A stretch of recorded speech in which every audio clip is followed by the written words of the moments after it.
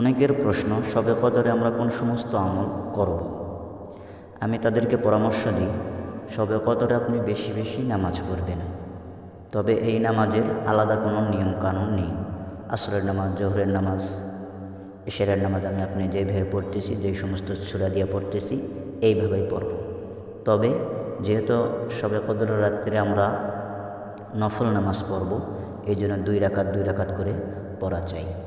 এজন্য শবে কদরের রাত্রে বেশি বেশি আমরা নামাজ পড়ব।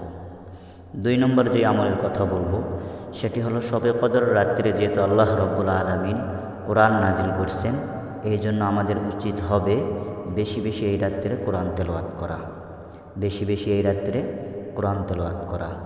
তবে দেখেন, আপনি যদি বেশি নামাজ পড়েন, তবুও কিন্তু নামাজের ভিতর কোরআন লাগতেছি।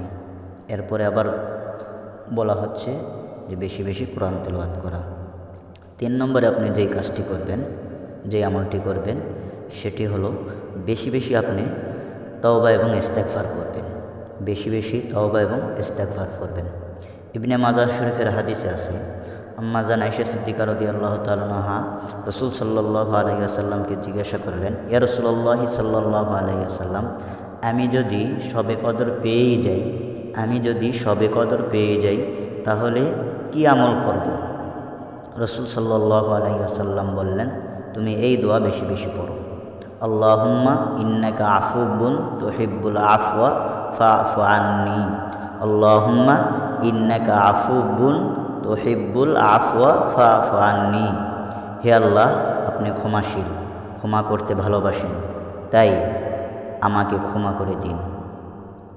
তাহলে এই 3টি কাজ আমরা শবে কদরের রাত্রে বেশি বেশি করার জন্য চেষ্টা করব। আল্লাহ রাব্বুল আলামিন সঠিকভাবে সকলকে আমল করার তৌফিক দান করুক।